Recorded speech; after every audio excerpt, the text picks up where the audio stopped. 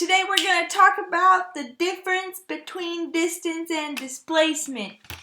Distance is how far something travels. So let's say you walk to school and you live a mile from school. So every day you walk 1 mile to school and 1 mile from school. And so your total distance that you go is 2 miles. Distance is represented by the letter D. In most cases, can be represented by the letter L for length. So when you have a variable, let's say the letter X, which represents position, and you put brackets around it, so these square brackets, that means we're talking about the units. So these brackets, they mean units of whatever's inside. My units of distance, I'm going to put these little brackets around the letter D, and that means the units of distance. The units are meters. So in this class, you don't use miles or centimeters. Distance is measured in meters. All right, and finally, distance is a scalar. What does that mean? Distance has a magnitude, but it doesn't have a direction. So a distance could be 5 meters, 23 meters, 467.37 meters, or whatever. And those numbers are all magnitudes. They don't have direction to them because distance is a scalar. Displacement is how far you are from where you started.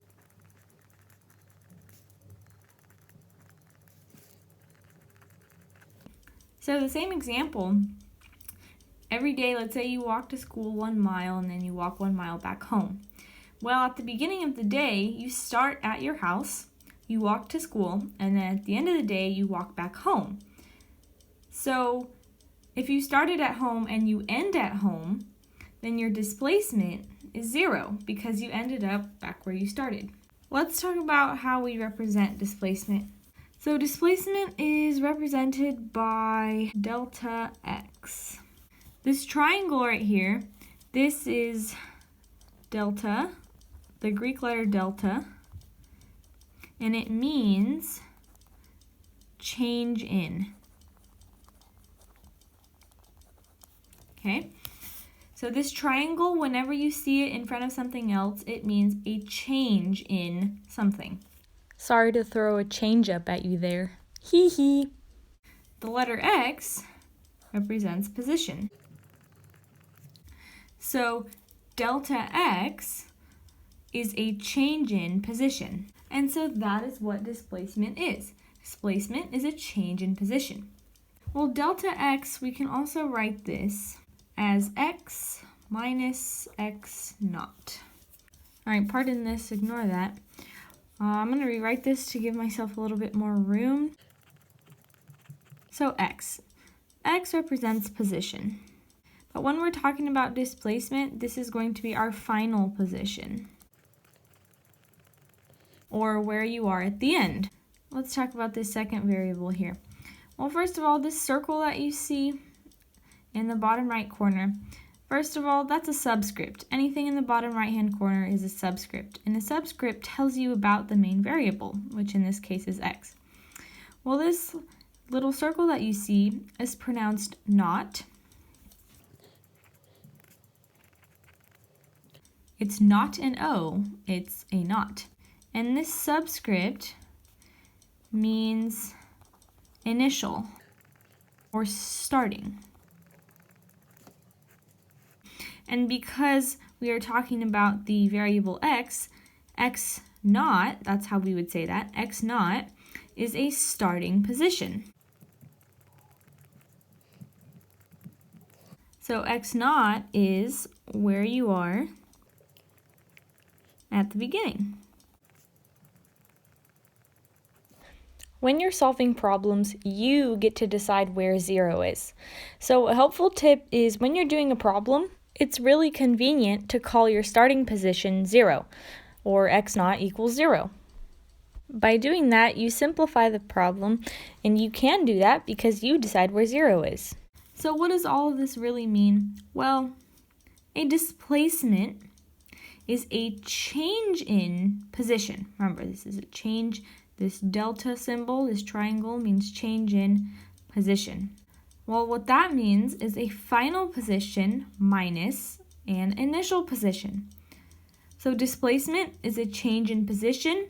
How we write that in terms of variables is final position minus initial position. All right, displacement. Displacement, the units of displacement are meters. Because position is measured in meters, we are talking about a change in position, or how far you are from where you started.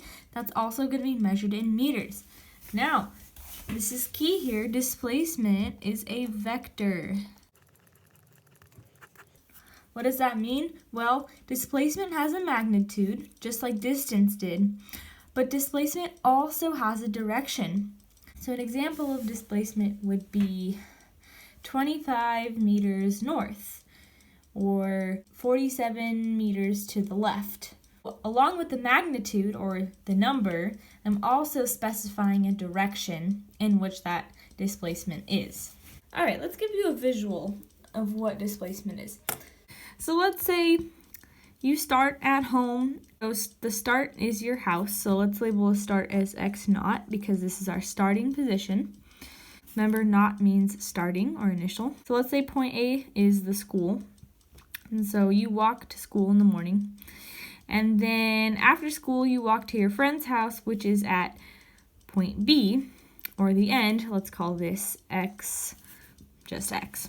Let's draw your path. So you start in the morning, you walk to school, right? And then after school, you walk towards your friend's house. And so these blue arrows represent the total distance that you walked. You walked along to here, and then you walked along this other arrow to point B. So the length of both of the arrows together would represent the total distance that you walked.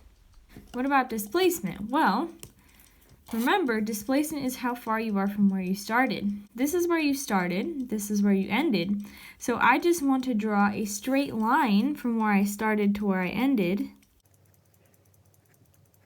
And that is my displacement. So here's a really good example of the difference between distance and displacement. The distance is how far you actually walked altogether. The displacement is how far you are at the end compared to where you started. And so you can see they're different. If you're walking in a straight line, let's say from point C to point D, right? Then your distance would also connect from point C to point D. That's how far you walked. And your displacement would also be the same as your distance.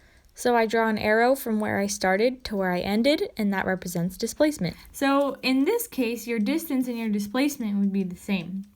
That's because you are walking in a straight line.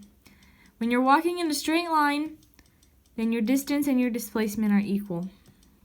However, once you change direction, you turn around, you go left, you go right, go around a curve, whatever, then like you did over here, then your distance and your displacement are going to be different. Okay, I'm going to take a lap.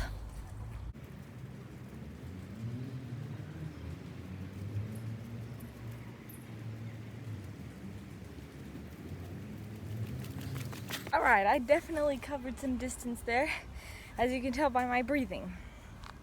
But what's my displacement? Well, I started here, I ran a lap, and I ended here. So I'm basically back to where I started, which means that my displacement is 0. Because remember, displacement is how far you are from where you started. Well, if I ended in the same place where I started, then I'm 0 meters away from where I started, and my displacement is 0. So my distance is how far did I actually run? Well, I ran a quarter mile, that's my distance, but my displacement is 0 because I ended up right back where I started.